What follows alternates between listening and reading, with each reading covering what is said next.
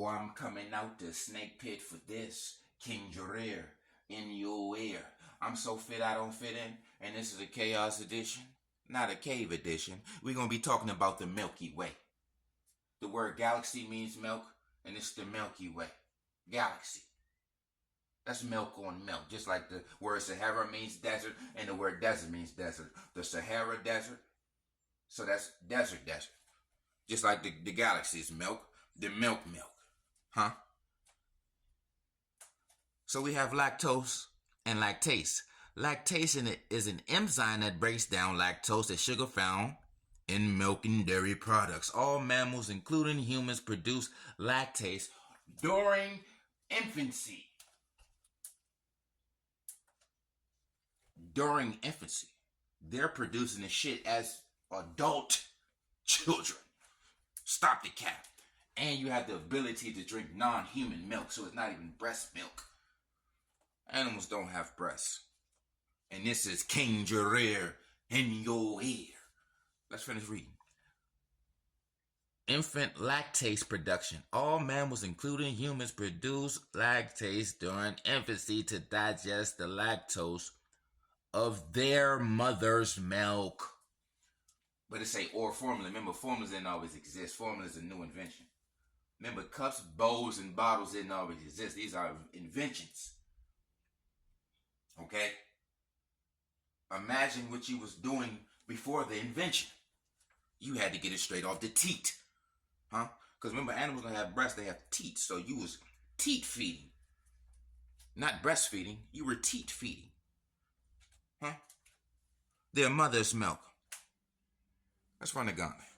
Yes, infants produce the lactase enzyme, which is encoded by the LCT gene to digest lactose, the sugar found in milk. But this production typically decreases after weaning is in most humans. So remember, Europeans have the highest lactase persistent LCT gene. Some individuals retain their ability to produce lactase into adulthood, a condition known as lactase persistent. This is often associated with specific gene variations that prevents the shutdown of the LCT gene after infancy. While all babies produce lactase, in most animals, including humans, lactase production significantly decreases or stops after weaning, so it's no longer needed for digesting milk. Lactase non-persistent. Humans who do not produce lactase as an adult are considered lactase non-persistent and are typically lactose intolerant. Infant lactase production. All babies produce lactase, which is essential for digesting breast milk or formula during infancy. Remember, formula is an invention. So remember, before the formula, it was only breast milk. But they're drinking milk from non-humans and they don't produce breast, so they're drinking teat milk. As an adult, weaning and lactase. After weaning, when infants transition to solid foods, there's no need for lactase. The need for lactase diminishes. Let's run a gauntlet. The LCT gene plays a significant role in humans' nutrition and health. Lactase persistent is more common in populations with a history of dairy consumption, suggesting an evolution adaptation to milk consumption. Look what the fuck this say. European Caucasian population is 90% lactose as an adult. Asians, up to 99% do not produce lactase as an adult. Why is it more common in some populations? Lactose intolerance is often linked to genetics and historical relationships with dairy consumption. Genetics.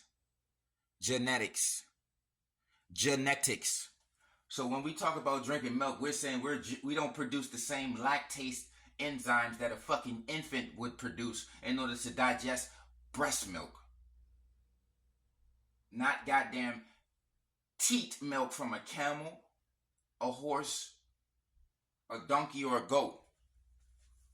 In many people of African, Asian, and other non-European descent, the body begins producing less lactase around 5. Childish. Lactose intolerance, the inability to digest lactose, is more common in people of African descent than those of Northern European descent, with some estimates suggesting that 75 to 95% of African Americans may have lactose intolerance. Huh? So what the fuck is they drinking milk in North and East Africa? Because they of Northern European descent. That's a milk drinking Neanderthalic gene. Let's run the gauntlet. Lactase non-persistent, a genetic trait causing reduced lactose digestion. Is more common in people of African and Asian descent, with a significant percentage of African Americans experiencing some degree of lactose intolerance. Huh?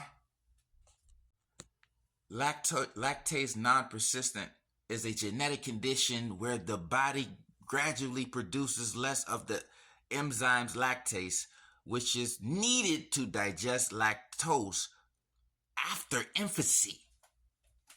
You have enzymes that allow you to produce this shit after infancy and the ability to drink non-human milk.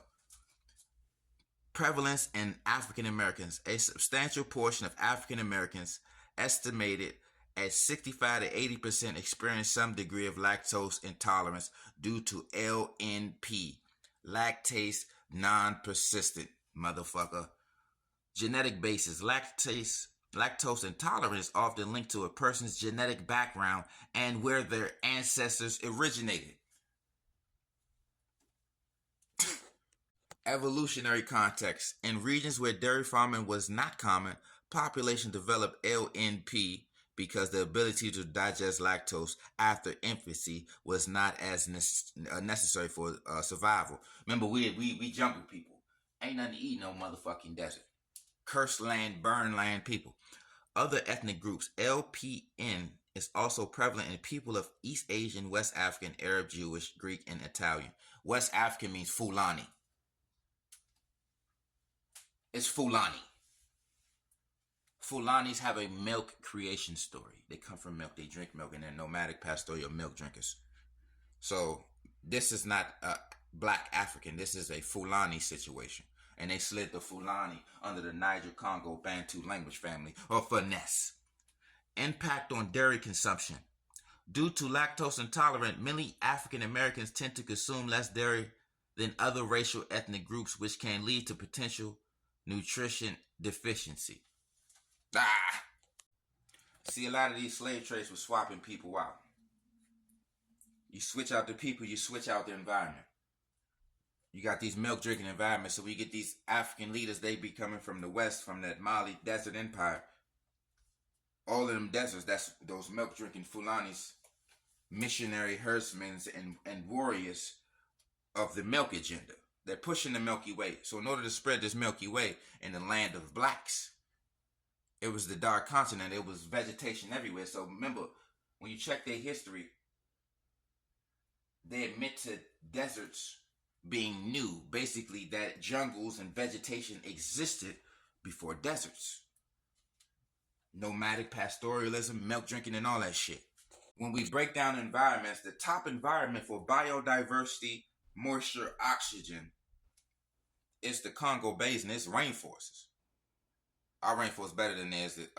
South America, it absorbs more carbon than it does more, produces more oxygen. Stop the cap. But the Congo Basin, remember the word Congoid and Negroid is interchangeable. Hold up, let's run it real quick so they think. Yes, in the context of outdated and now discredited racial classification, the terms Negroid and Congo was used as synonyms, referring to populations of sub-Saharan African origin, particularly those of West African stock.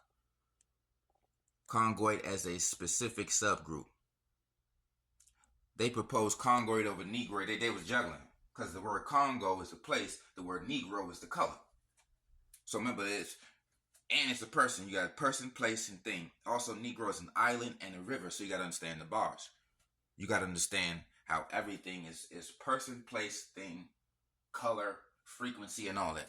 And we're going to have some more. This is for educational purposes. This may rub some feathers and shake some cages, but King Jarrell is in your ear.